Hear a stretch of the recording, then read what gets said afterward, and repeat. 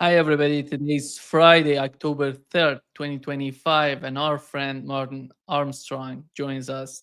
Welcome, Martin. Well, it's always good to see you. Yeah, How are things over there? yeah, everything fine. And just before starting the talk, the show, and here is Martin gonna have a conference, World Economic Conference, and you can buy the virtual ticket to the conference using the link provided in the description of this video. And when would that be, Martin? I believe it's November 21st through the 23rd. Yeah, It's actually our 40th year. yeah, great, great. Yeah. I don't know. I'm getting older. Martin, I saw that you wrote on your website about the conflict that the United States is facing in terms of the foreign policy, and you're mentioning that Trump is taking the United States into World War III. Hmm. And what do you mean by that? And what is happening that is of particular concern for you? Well, um, Trump had come out and he basically, I believe, sarcastically said that, oh, Zelensky can take back all of Ukraine and even get more, you know, Russia's a paper tiger, etc. All of that, what he said, is precisely what the neocons in Europe are saying. They're telling the leaders um, that NATO has 3.4 million soldiers, Russia has 1.5. We can walk in, take Russia, and that's what he means by them saying it's a paper tiger. They really think they could just walk into Russia. Putin will drop to his knees, you know, beg for his life, um, and he'll be lucky if they don't cut off his head, stick it on a stick, and march through the streets with it. I mean, um, I don't see any of that is even realistic. So I think what he was doing was because I know this is what they do say, and so I think he was being sarcastic. Now, my concern is um, you cannot argue with a fool, and you're going to be a bigger fool than the fool if you think you can convince him that he's foolish. Um, and already, what's I see taking place over there is they're using that sarcastic comment to say, "See, Trump's with us," and he's not really. But you got Zelensky coming out, against Hungary. Oh, they're taking Russian oil. It's if they stopped, you know, Russia's going to collapse or something. I mean, this is all the neocon BS.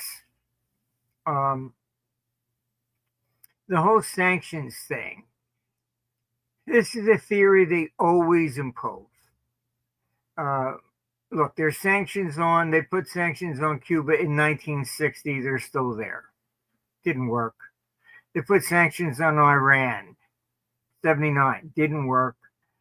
This idea that you can punish the people or rise up and overthrow their government. I mean, it's maybe good for a fictional movie or something, but I've never seen it work even one time. Yet these neocons constantly put out the same story all the time. And it's a sad state of affairs that we have. All I could say is the worst crop of world leaders I've ever seen in my entire life. And I've been doing geopolitics and dealing with governments for 50 years. I mean, you used to be able to have an intelligent conversation. No more. Um, it's like, Biden was there. Should I bring a napkin to wipe the drool from his mouth or something? I mean, they're all puppets, and I don't know any one of them, honestly, that I would have any respect for. Starmer, Macron, I mean, any of them, Mertz, they're all the same. And I don't understand. As you know, I used to be part of the vetting process. And before 99, it was all about, they would send me in to explain how the world economy worked. And the question was, do you think he's smart enough to handle it? And then after that, I think the deep state really got control because um, they had asked me to go down to meet with Bush Jr. And that's, as I've said before, they said, oh, but this one's different. He's really stupid. And I was like, what? And they're really saying, they really use those words. And so they picked the cabinet. They picked Dick Cheney. They picked the whole thing. I mean, I was even offered, chief economic advisor. I said, no, thanks, not interested. I'm not going to give up my company for this. Um, and ever since, even when Trump got there the first time, same thing. They said, oh, you're not a politician. You don't really know all this stuff. And they picked his cabinet. They stuffed it with John Bolton, etc., and every one of them was stabbing him in the back.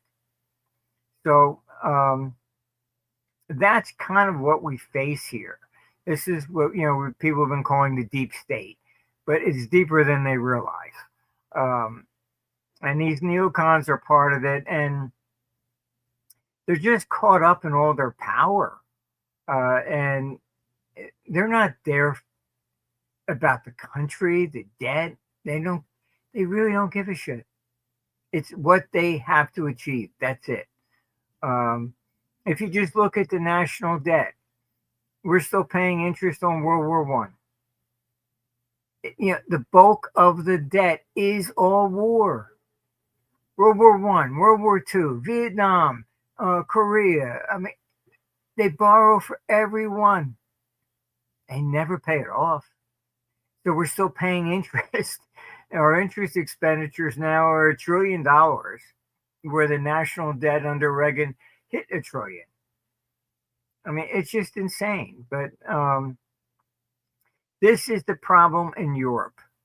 You had the UK finance minister in France both at least admit they might need an IMF bailout. And what I've said, I've studied this stuff inside and out. Governments default. And, basically when you're in these Ponzi schemes, the empirical level of the debt, all these people talk about, that's nonsense. As long as somebody's still in line to buy the next tranche, they can keep it going. It all comes crashing down when you can't sell the new debt. Now, the fact that UK and France even admitted they might need an IMF bailout is setting up a red flag that means they may not be able to sell debt. So this is why all of a sudden you're seeing a very, very rapid escalation to war. And all I've heard from Europe, look, people I know in Germany that thought I was crazy, 5 years ago, they're calling up and going, oh shit, I can see it. You're right. It's before everybody's eyes right now. It's no longer fictional or maybes or whatever. They're seeing it. It had staff in Germany, and she even said that a friend who was 60 years old was told to report for duty. They want war, and they have to have it because economically they are collapsing. You did the COVID nonsense, then you did the the climate change, and then you put sanctions on Russia. You know, um, it's reminds me of the old comedy movie Blazing Saddles, where the black guy puts a gun to his head and says, "Don't move, or the black guy gets it." I mean, that's what they're doing. I'll shoot myself in the foot to show you that I'm serious. But the German economy has shrunk at least by 3%, and probably closer to 5 at this point. And that means the number of possible jobs is declining. Then on top of that, you brought in all the migrants. And that always creates civil unrest. Because what happens, even in the United States in 1844, you can look it up, we were in a steep recession. States were defaulting. It was the first sovereign default of states. And the Irish were coming over. And so it's like, well, I'll take the job. I'll work for $5 an hour instead of 8, and so it turned into people that were here felt that the migrants were taking their jobs. It turned into gun battles on the streets. This is what's going on in Europe. Plus, on top of that, Europe's even worse in the sense that the vast majority of the migrants are Muslim. And you just had Muslims shooting up a synagogue in Britain. The anti-Semitic, because of Netanyahu, fine what he's doing with Gaza, etc. He may think that he's doing, eliminating all the enemies of Israel, whatever. But at the same time, he has reignited Israeli or Semitism. Then his attack on Qatar was absolutely brain dead. He had to apologize. I mean, it just what are you doing? I mean, that violates international law. And so you look at the Middle East. The Shiites of basically Iran they're a minority, less than 20%. But they believe that the Ayatollah should be running the state, the church. Okay.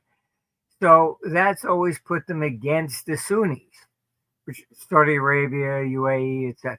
Right. And even, Egypt. When you had Netanyahu attack Qatar, all of a sudden you put them all on the same side. Stupid. Absolutely stupid. Iran and Saudi Arabia were enemies. Now it's like, well, I don't know. Israel maybe doesn't have to be brought to its knees or something. It's we got conflicts everywhere, just absolutely everywhere. South America too. I mean, it's going after Venezuela and Brazil. I mean, locking up Bolsonaro and stuff. I mean, then you go to Asia. You've got conflicts between Thailand, Cambodia, India versus Pakistan, China versus Taiwan. You've got North Korea, South Korea, and Japan. Where is there, the only safe place right now seems to be Florida. I don't know. But it's everywhere. So what our computer's been warning about when it says world war, it's not like World War II, one side against the other. This is engulfing everything. All right. Wherever there were disputes, they seem to be rising up again. That's usually caused by a decline in the economy. What I could say that the computer has taught me over the years is that war does not come. when everybody's fat and happy. All right, turn the economy down. They want to blame somebody. Um, that's really what it comes down to. And we're between the COVID, the climate change, and the sanctions on Russia were really stupid. Um, I mean, that led to dividing the world economy. You got BRICS, and that was really the main thing because you had the neocons that had full control of the Biden administration. Even threatened China. You know, if you help Russia, we'll do the same to you. And they go, "Oh, really? Okay." You know, and that created BRICS. Um, so it's everywhere. This is why you see gold rising so much. Make a temporary high, but gold is neutral, and you even see the um, central bank reserves have been rising. Why?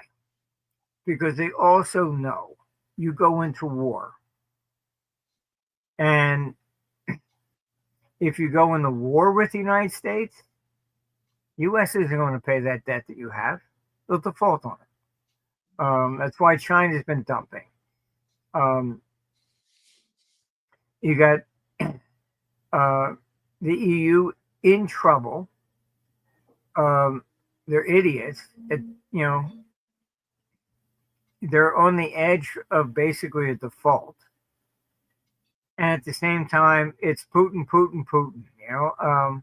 Why should I buy your debt when you're going to go in the war? You can't afford to pay anything net back now. Um, it's and then the real problem with Europe, as you know, when they were forming the euro, they came to me, and I said, "Look, you have to consolidate the debt." I know a lot of people don't quite understand what I was talking about, but if I'm a fund manager, I pick up the phone and I can say, "Buy me 10 billion of U.S. Treasuries." I can't do that with Europe. I still have to make the same decision as if the euro didn't even exist. Do I want Germany? Do I want Italy? Because there's no consolidated debt. Now, the problem that presents, let's go deeper. In the U.S., the banks have to have reserve, and that's federal debt. So if California went bust, the traders are going to look, okay, who's next? Maybe Illinois. They're not going to attack the Fed. Completely different. In Europe, if France gets into default, what happens? The traders are going to look the same way as they did in 2010 with Greece. Who has the most French debt? And they will start shorting those banks. So you can see what I'm talking about. The banking system's at risk. The pension fund is at risk because they all have to, be politically correct. So they have to have a portion of everybody's debt. And then you get into a default on one, it can turn into a contagion for others because it's not consolidated. And in 98, when I sat down with them, I said, this is how we created currency. It was Helmut Kohl who took Germany into it, didn't allow the German people to vote because he said before he died, he said if they voted on joining the euro, he would have lost 7-3. So the whole euro system is a farce. I mean, it was never popularly, they say we live in a democracy. Yeah, total BS. They do what they want to do anyhow. It's got nothing to do with what is good for the people or anything. And so I warned them. I said, this is not going to be sustainable long term. In 98, I was told, we just have to get the euro in. We'll worry about the debt later. It's now 26 years after it. And what do we got? They still haven't addressed the debt and never will. All right. So what governments do when they're on the threshold of losing, they become more authoritarian. Mhm. So you're seeing, you know, locking people up for nonsense. Oh, everything's hate speech now. Canada's adopting hate speech too. So you say anything, oh, that's a hate speech. One guy just said he was sick and tired of my tax dollars going to migrants who rape our kids in UK. 22 months in prison. Oh, you're inciting hatred. Where's the evidence that he incited anybody else? you know, um, it's you might as well just say, well, I'm putting you in prison because I know you wanted to kill your wife. You didn't, but that's okay. I knew you wanted to. you know, um, that's what we're getting into. Thought crimes or whatever. And then UK wants to put digital IDs on everybody on your phone. So God help you if you even say anything. Um, as you know, I've studied law, and one thing that you always have to be careful about: never make a joke when you're in court. Why? Judge can say something, yeah, sure, and I killed JFK too. Put that in a string. Oh, look, he confessed to killing JFK. The transcript doesn't show the sarcasm; it just shows the words. Okay, um, that's the problem when you get into this digital ID.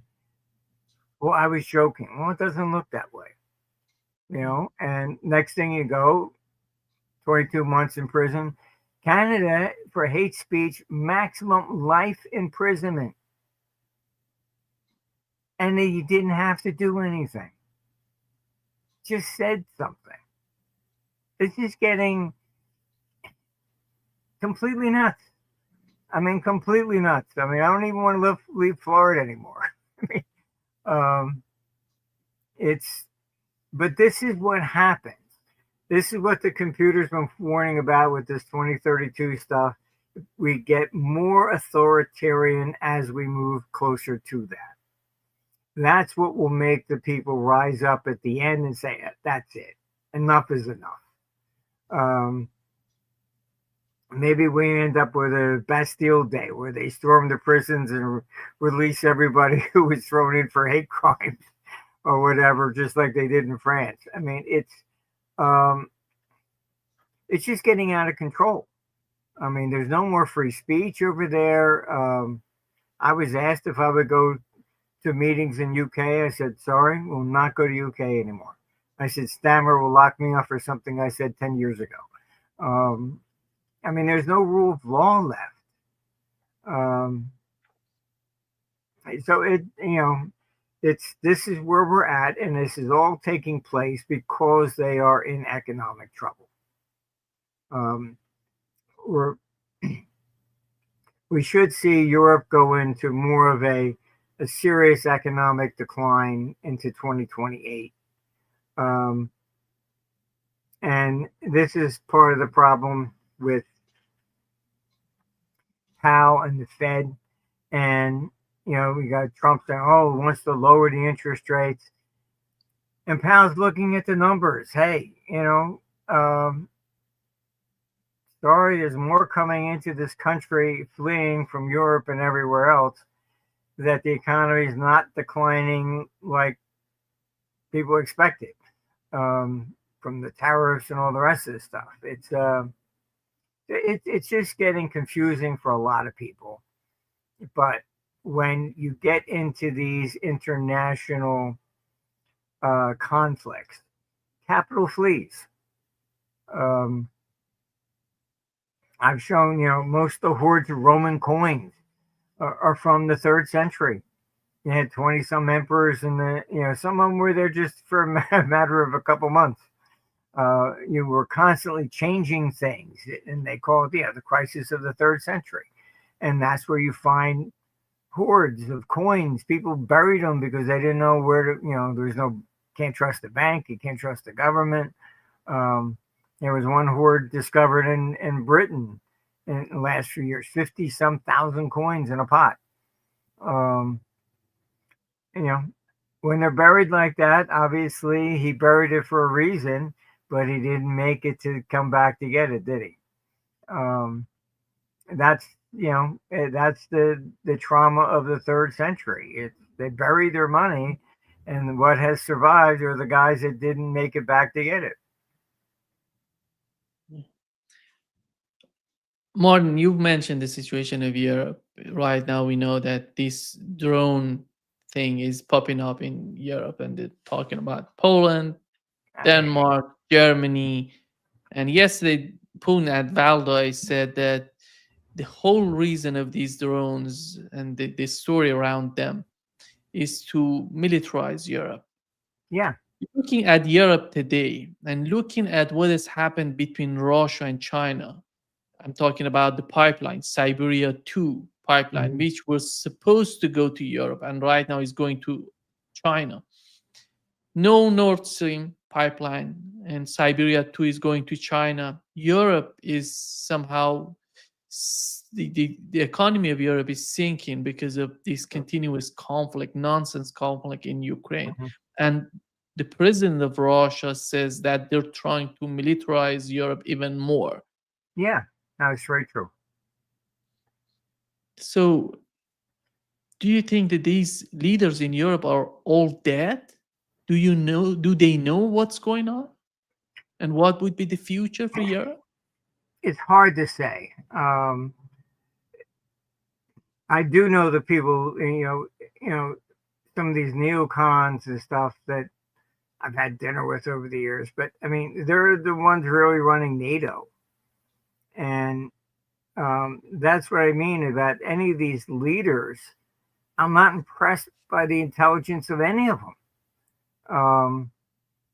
And, look, I speak to people in France and they call Macron the petite Napoleon. Um, it's, look, I mean, it's Starmer. I mean, he's really destroying the British economy. Um, and he has a smile on his face. Oh, we're winning. What is it that you're winning? Um, it's,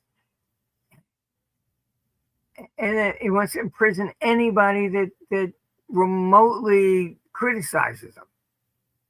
It's, this is democracy. This is freedom. You're becoming far worse than Russia under communism of Stalin. I mean, what's next? The Great Purge. You're just going to start killing people that disagree with you, like he did. But Europe. Look, I've spoken to two other governments. Everybody pretty much says the same thing. There's no evidence that any drones ever left Russia to fly over Poland. It's a false flag. They're using it really all the time. Oh, we have to create a no-fly zone over Ukraine. This is the problem. Putin is probably the smartest guy at the table, and I'm not. Look, I have the declassified documents from the Clinton administration. Even Bill Clinton, when he met him, he goes, "Wow, this guy's really smart." Right? So he's put down so many red lines. You give them long range missiles, that's it. Every line he has put down, and just Google them and do a timeline, they cross it. Why? They need to get people to sign up for war. You have to be perceived to be the victim. This is what they do with the left socialist agenda. They present themselves always as the victim of anybody that's got more money than them. And we have to get the rich, and they're evil, and that's why you can't get ahead of life. That's the same story that they've been saying with, from Lenin all the way up. Um, in war, you can look it up. It's called Rally Around the Flag. And even Hermann Goring at Nuremberg, when he was being tried, they asked him, "How did you ever get the Germans to follow?" And he said, "Oh, that's easy. Just tell them they're going to be attacked, you know, and anybody that is against war, call them a pacifist, and you attack them." This is what they're doing. All right. You can Google it. It's called Rally Around the Flag. FDR, Roosevelt tried getting the U.S. involved in World War II. Congress would never issue a declaration of war. It was very frustrating. I watched the documentary. He was in Boston trying to advocate sending troops. And Boston's mostly Irish. And they actually said to him, "You really think we should send our boys over to defend Britain after what they did to Ireland?" You know, the Europeans that came to America came here to get away from all that stuff. That's why Americans were always isolationists. The American people. I'm talking about the neocons. And that's why Roosevelt did everything he could to get Japan to attack, froze all their assets, and then cut off their energy. And then they said they were going to go get energy from somebody else. And he said, "Well, I'll put an embargo so you can't get any energy from anybody." All right. I have it on my site. The information was even leaked. The Honolulu Tribune published, "We're going to be attacked on the weekend." He pulled the aircraft carriers out, the ships that he wanted, and he wanted thousands of Americans to be killed. Why?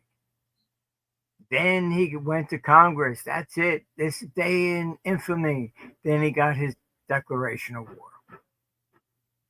You have to be attacked. That's what these drones are all being used for. Oh, they're sabotaging us, doing a hybrid, war, attacking our computers. And you had, Ursula saying, "Oh, her plane was being jammed." No evidence of that at all. Zero. All right. And, "Oh, drones are flying everywhere." Okay. Are they doing anything? No. Have they attacked anything? No. And this is what they're doing. They can't get Putin to attack. I spoke to Ukrainians. They were told just to go to the border. And then at the last minute, they were told to invade Russia and go into the Kursk region.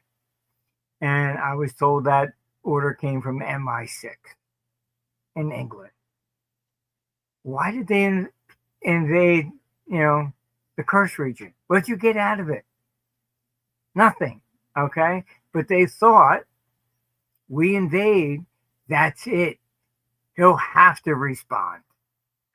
He just dealt with the Kursk region. He didn't invade anybody else. Okay. So these drones are the false flag I've been warning about. When they've tried everything to get Putin to attack, and he has not. They need that. You can't tell the people, "Well, we just don't like Putin, so sign up. We're going to go in and we're going to get him." Yeah? Why? Okay. You have to say you've just been attacked and he's going to conquer Europe. So this is why you have NATO constantly saying, "Oh, Putin wants to invade Europe." They're using the same playbook that they did with Khrushchev. The difference is Khrushchev was a real communist. And he wanted, "We will bury you."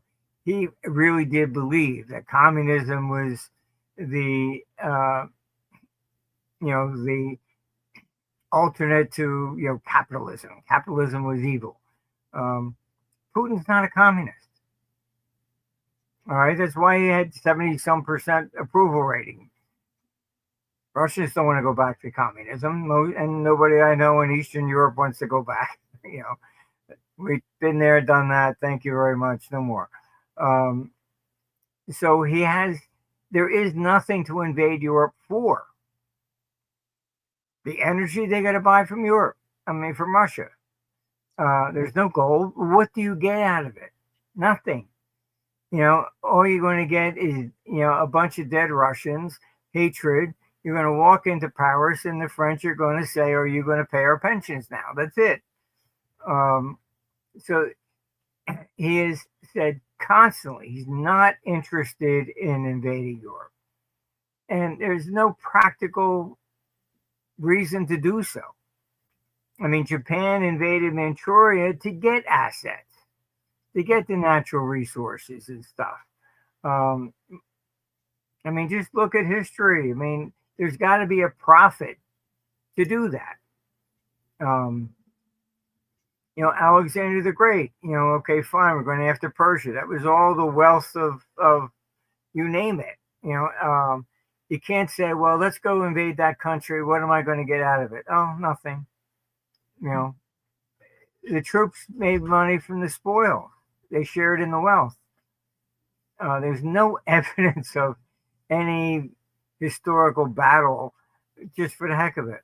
I mean, there had to be something, at stake. I mean, Japan was trying to conquer all of Asia to get all of the assets and everything. Hitler, I mean, went through Europe, he stole all the art and everything. I mean, it's there's always something along those lines. And in this case, the incentive is Europe to go in to conquer Russia. They have 75 trillion in natural resource assets. And, I've been told flat out, right, that there are some people like Macron, they think if they get a hold of the 75 trillion, that's twice the size of the U.S. national debt. And Europe will rise again from the ashes like the Roman Empire and rule the world. I mean, it's delusional. It's completely delusional. But that's why I say, I think you're a fool if you think you can convince a fool that he's wrong. There's no convincing. I mean, I think Trump has made a serious mistake. And I've warned them in Washington. At least I was on the phone call with somebody that was close to him, and I said, look, and that was at least 3 to 6 months ago. I said, they will do a false flag to drag us in and to invoke Article 5. And I said, we have to exit NATO. And I was actually told, yes, we agree, you're right. So, and just a few days ago, I had the same conversation. Again, I was told, yes, we know, you're right. So that's what makes me think that the comments from Trump were more sarcastic. And because he's saying everything that the neocons over there wanted to hear. Because that's what they're telling all these leaders. And they all patting each other on the back. And they're counting how much money they're going to make from an invasion of Russia.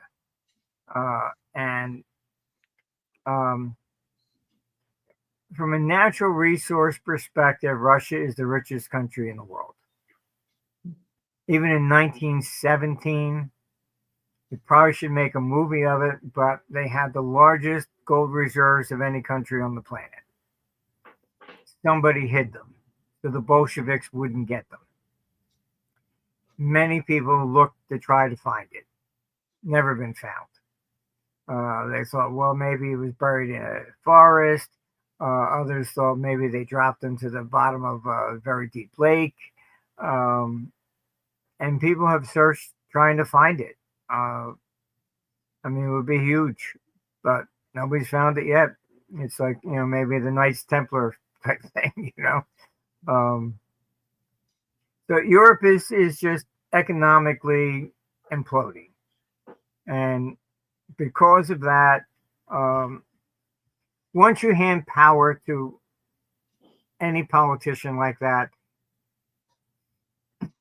as they say about communism, you can vote your way in, but you got to shoot your way out, and that's so true.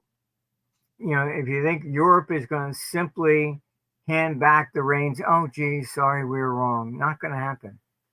Um, and they will do whatever they have to retain power, just like Zelensky in Ukraine. Suspended all elections and everything else. And Ukrainians I speak to, I mean, I've said before, I mean, they hate the guy. They said if he was on fire, they wouldn't urinate on him until he was dead. They don't see him. Basically, he doesn't care about Ukraine. He doesn't care about the people. When he was elected, he promised peace. The death toll was 130,000. It's now 1.8 million. What are they fighting for? You know, the Donbass, Crimea, which are occupied by Russians for hundreds of years. Crimea, 15% of the population are the Tartars from the old Mongol invasion of 1240. I mean, they're not Ukrainian. He's outlawed their language, outlawed their religion. He's done everything he possibly can to make sure that they, will fight against Ukrainians. And like I've said in Canada, I mean, go ahead, do the same thing he did. Outlaw French. He's outlawed speaking Russian. See how long it will take for France to go into a civil war. United States can't stand up and say, okay, we're going to outlaw Spanish and you can't speak Spanish anymore. It has to be English. Good luck. You can't do these kind of things.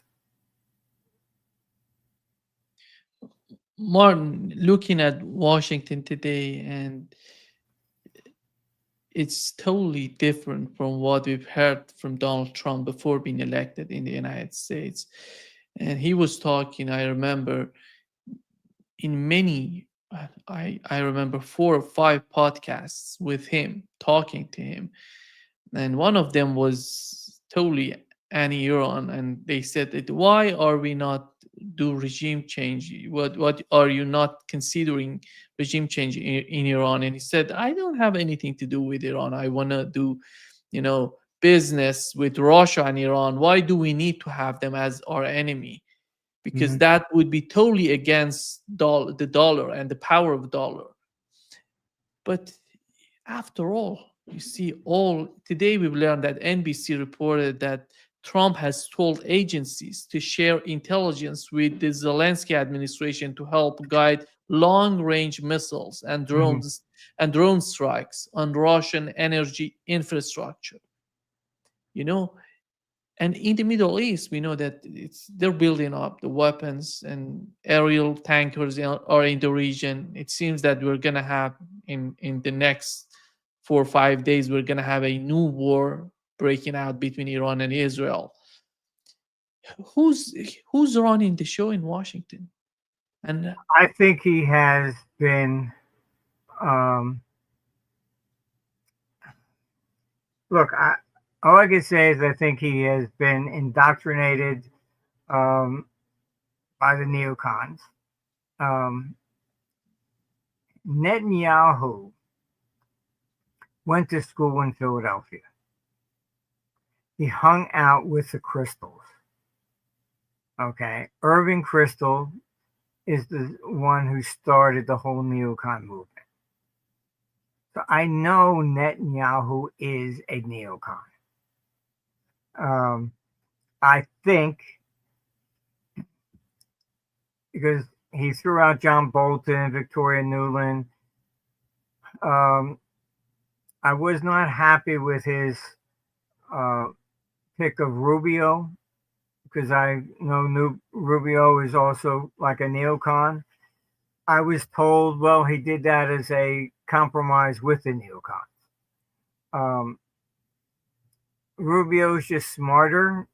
He's not as brash as Bolton or or Cheney or those. Oh, we have to just destroy them. He's more softer, indirect. Um, but Trump, in my opinion, is now wrongly thinking that turning up the pressure will get Putin to come to the table. And he's dead wrong. Um, he's lucky I'm not Putin because I would nuke Kiev at this stage. That's the source of all your problem. I would nuke it and basically say, all right, fine. Put everything else on standby. Is this what you want? Because all these neocons keep saying he will never push the button because he knows it would fall back on him. And I would just do what the U.S. did to Nagasaki and Hiroshima. You drop the leaflets, you give them 24 hours to get out of there, and then you annihilate the city. I think you need a display to show these neocons are wrong. If you're coming into my house and your objective is to kill me, don't you think if I got a gun, I'm going to use it? There is no peace with Russia. Putin knows this. These neocons, there is absolutely no reason whatsoever to be against Russia. Before it was communism. Okay, communism fell all by itself. Personally, I think that they are just pissed off that they didn't get to shoot anybody because they spent their whole life dreaming about this war with Russia, and I was in Washington when Gorbachev made his speech and Reagan wanted to go meet him. And I know what they said. All right. They said, and they couldn't call him a communist. They said, you can never trust a Russian. So it turned from communist to just hate Russians. Why? No logical reason for it.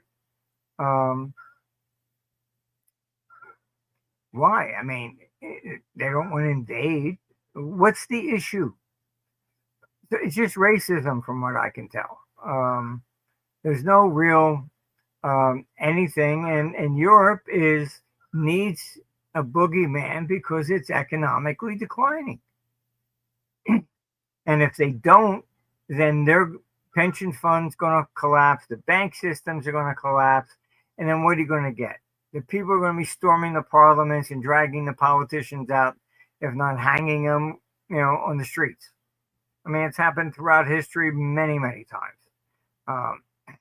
That's where the term Black Friday actually comes from. It's not a shopping day. It's the Panic of 1869. Gold went up to $162. You deposit a $20 gold piece in the bank.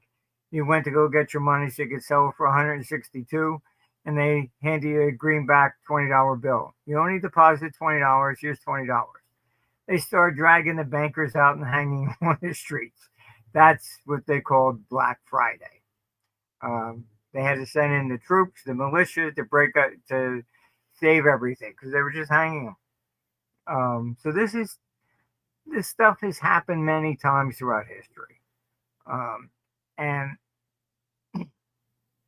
so I think Trump is on the wrong side. I think he thinks that maybe doing all this, he'll force, Putin to come to the table. Now, if I'm Putin, I know what's going on here. I will never sign a peace deal. Why? Because they don't want peace. Europe doesn't want peace. The neocons don't want peace.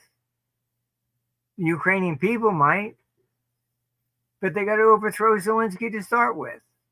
Um, and there was an attempt on Zelensky's life. I think it was in May of last year, 24. And so what did he end up doing? He fired his bodyguards and replaced them with U.S. and British bodyguards because he doesn't even trust Ukrainian people. I mean, this is completely nuts over there. Completely nuts. So I think Trump is, I don't think he thinks he's waging World War III. I think he is trying to show that he's tough, like what he did with the tariffs. That's 200%, and expects him to come back with negotiate. We're not talking about tariffs here. We're talking about the actual destruction of Russia. Mm-hmm. If you think that they care anything about Ukraine, get a life. If they cared about Ukraine, why does Boris Johnson hop on the plane to stop every peace deal? He's on the front page of Norwegian press. We're in a proxy war with Russia. This has got nothing to do with Ukraine. If you think just pushing Russia out of Ukraine, and that's the peace, no, they're not going to stop. Putin knows that. And look, the arrogance of these people is beyond belief. You had Kaylis, who's the number 2 there in the EU, and I even put it on my blog. She met with the foreign minister from China. Oh, you should, not support Russia. You should back out. We have to defeat them. All this kind of nonsense. What he said was straight up. We're not prepared to see Russia lose. And she was, oh my God, why? He says, because we know we will be next. I had people there. That's what was said. So, and he's right. Look, Nixon and Kissinger worked like hell to separate the two. All these neocons have done is push the two together. And they've destroyed the world economy. They divided it in half. And basically, at this stage in the game, China would be an absolute fool if it did not come and support Russia against NATO. And my computer still says the same thing, no matter how many times I tell them, look, it's never been wrong. Not my opinion. You will lose. But they don't want to hear it. 98, I warned all the bankers. Russia's going to collapse. Oh, well, no, we think we got it. Oh, okay. Collapsed. Long-term capital management. Fed's got to step in, bail out a hedge fund because they all lost so damn much money. They don't listen. And look, I've screamed it from the top of my lungs. You will lose. They don't listen. Maybe you're wrong. Well, what happens if I'm right? Yeah. They only want to believe what they want to believe. And Julius Caesar said that 2,000 years ago, and nothing has changed ever since. People believe what they want to believe. They want to think that they can conquer Russia, rule the world again, pound their chest like Mighty Joe Young or something, or King Kong on the World Trade Center or the Empire State Building. This is what they believe. Trump, I think, is also getting to be too egotistical. Thinks that he's trying to negotiate, and that's why I suspect that doing this, he's trying to show strength. Like, and his issues with the tariffs, but this is not about tariffs. This is about the destruction of Russia. And these Europeans, they think they can do that. China's coming right after your ass.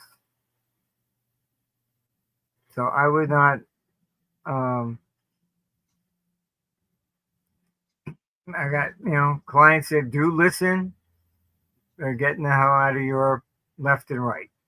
Our major institutions move gold. I said, you better get it out of there because the capital controls will come when that first bullet goes and you're not getting anything out of Europe. So I would be very careful. Europe will put in capital controls. They always do. And if you think Bitcoin's going to be able to save your ass, sorry. They're going to cancel the currency and then they will prevent anything else that competes with their central bank digital currency. So they have 100% control. If they want to control your free speech, you think they're going to let you move any money out? They never do. Look at World War I. They shut down all the stock markets to prevent anybody from selling anything.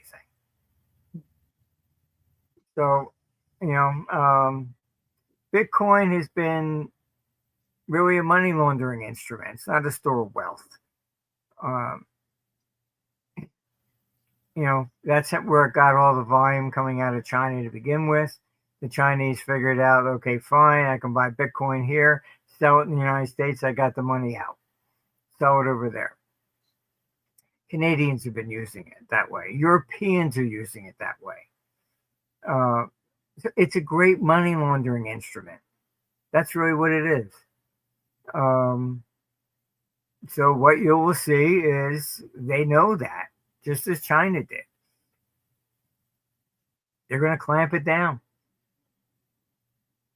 So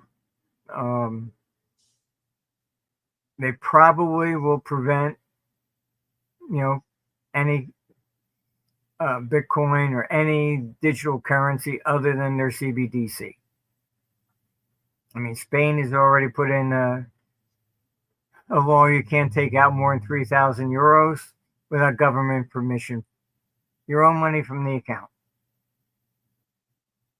This is what they do. I mean, they suspended gold. So I did a blog for our Europeans, and I said, they will probably restrict gold, as they always have done.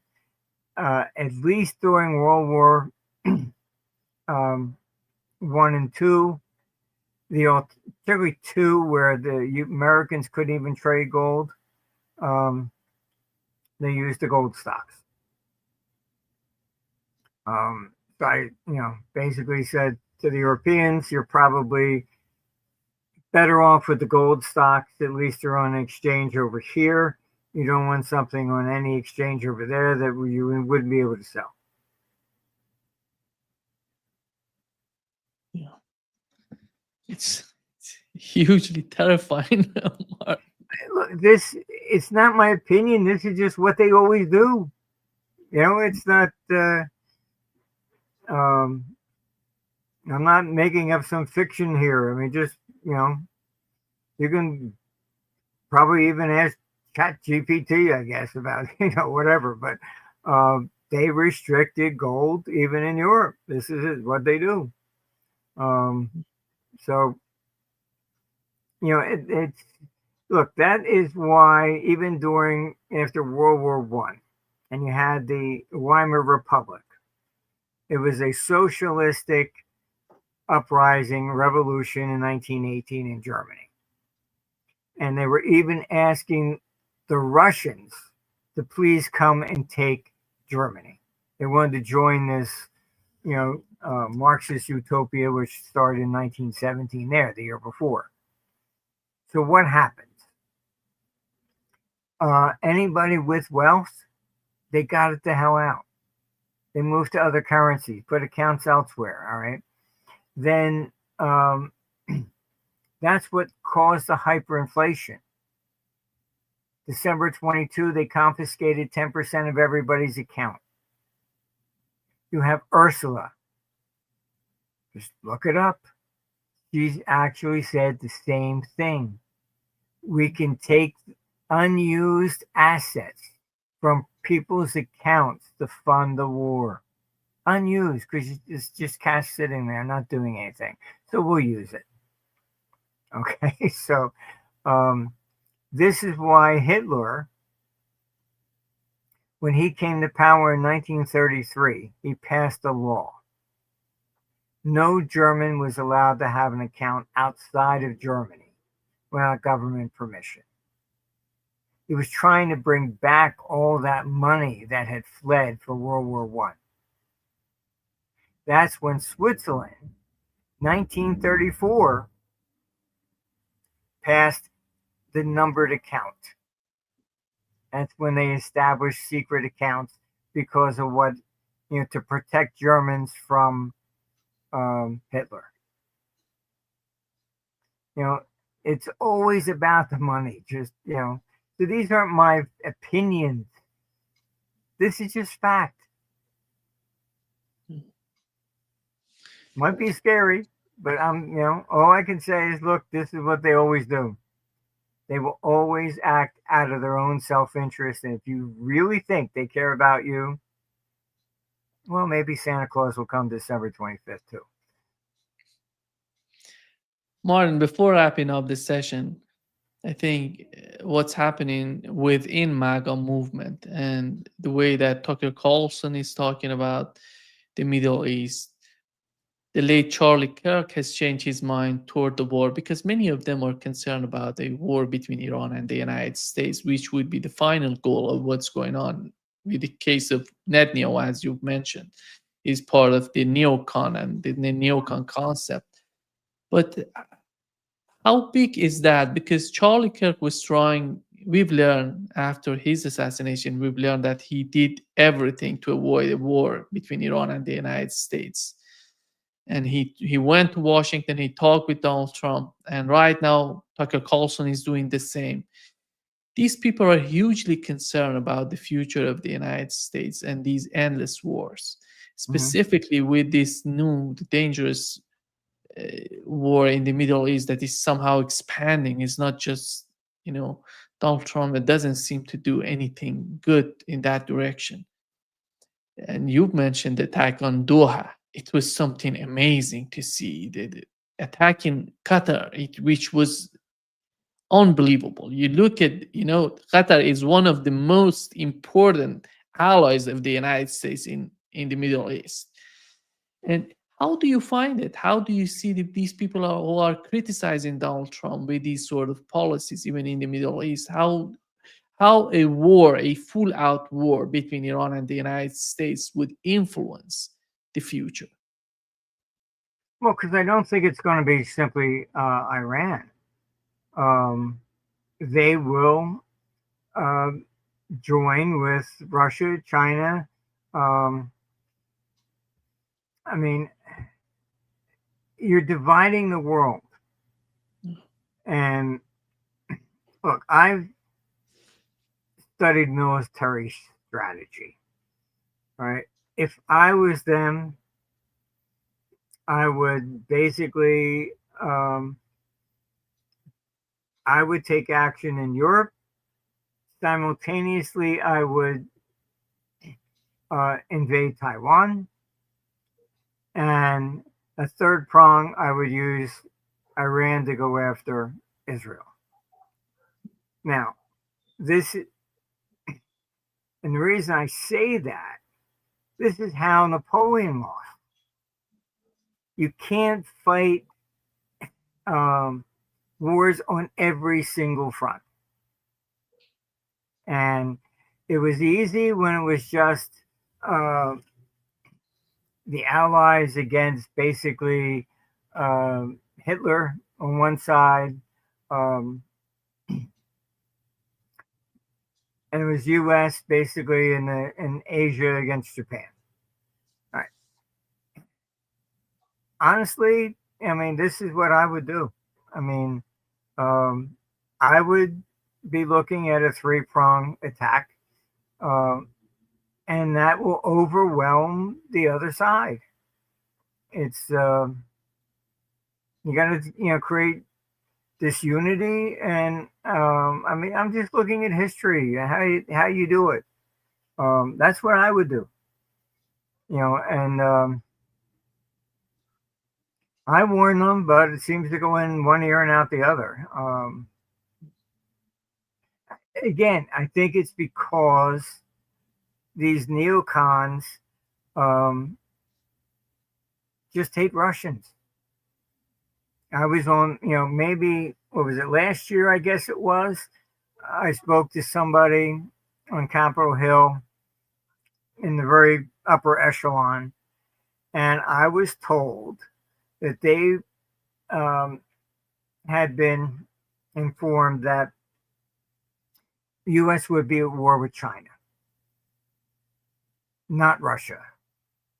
And I said, look, I'm sorry, my information is exactly opposite.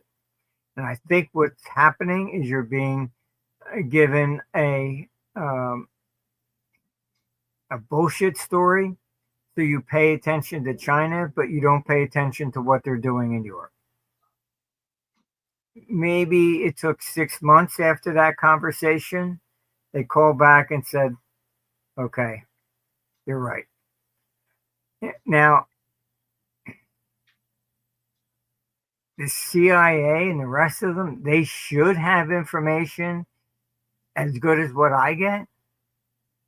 I mean, I've been told even by Margaret Thatcher, sometimes I get stuff that they don't have. But granted, but let's say we're even on a even table.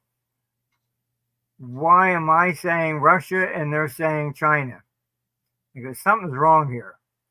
I says, because they're pointing you in the other direction so you don't pay attention to what they're doing over here. That's all I could say. And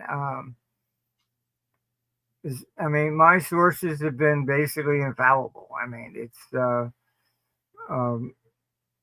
look, we've got offices around the world, and our clients are of the same mindset. Okay, Germans don't want to see war.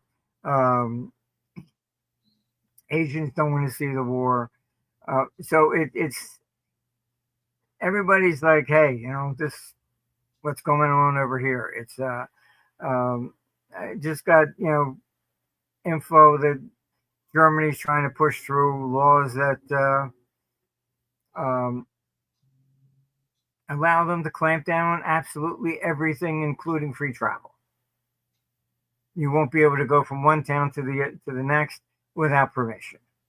This is what they want. So I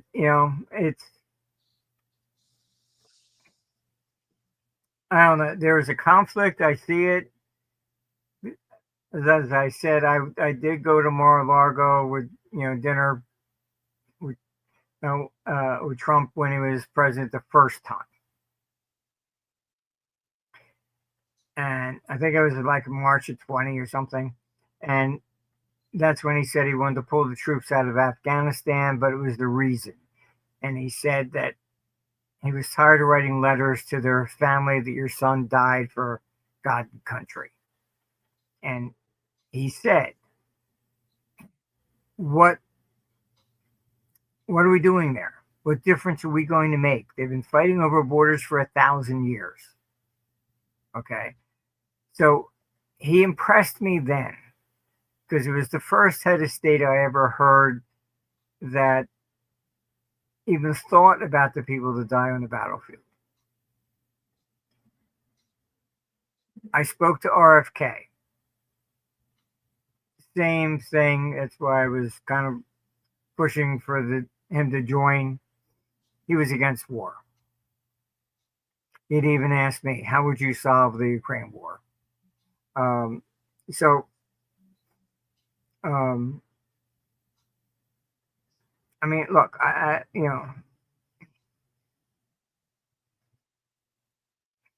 been there behind the curtain. I see every which side from Sunday. It's So I see that as a conflict with what Trump is doing. And all I can say is I think in his mind, what he's doing is beefing up, thinking he's doing this for negotiation purposes. But he's wrong. Zelensky takes his orders from, from the neocons, not from Trump. You give him long-range missiles, he has threatened to level the Kremlin.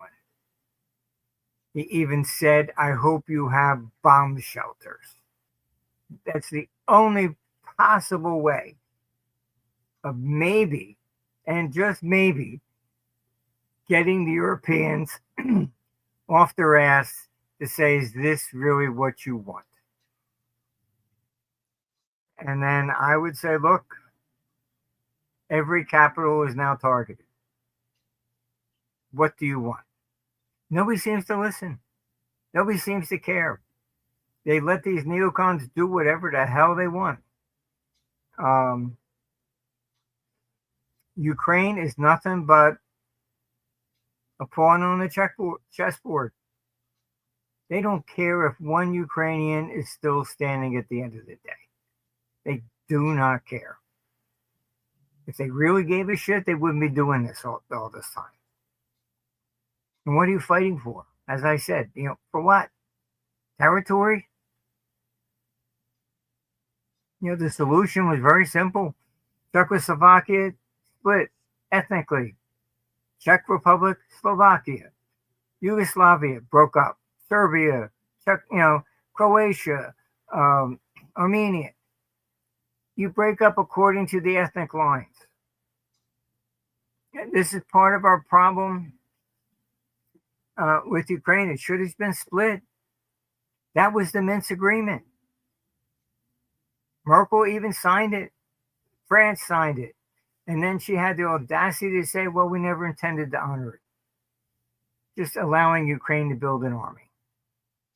Look at the Middle East. I argue with Bill Kristol, whose father started the whole neocon movement.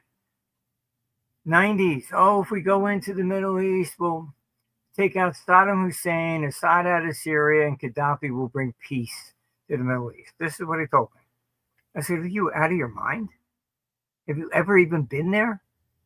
I've been to all these places. All right. It's tribal. All right. They don't see themselves as all Iraqis or Syrians or whatever. They see themselves as Sunni versus Shiite versus Kurd. We drew the borders, not them. We carved up the Ottoman Empire after World War I. We drew the borders. They needed dictators. Why? Because they at least prevented them from killing each other. Once you removed all three, what do you got? Nothing but civil wars. You got Tony Blair's apology. It's on YouTube. Look at it. He said, we thought we were freeing the people from the tyranny of Saddam. Listening to all the bullshit from the neocons. And then he says, we didn't realize we were subjecting them to more sectarian violence. ISIS comes chopping off heads and stuff like this. This is what Saddam prevented.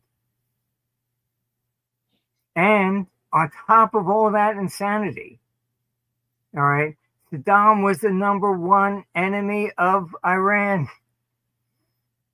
So you remove Saddam and you strengthened Iran. I mean, it's all I could say is I've dealt with these people and I am so sick of it. They're morons. They never think what happens step 2. They don't. I just got to get rid of Saddam. Then what? I'll worry about that when we get there. And I hear the same shit with Russia. Okay? Oh, we just got to get rid of Putin. What happens?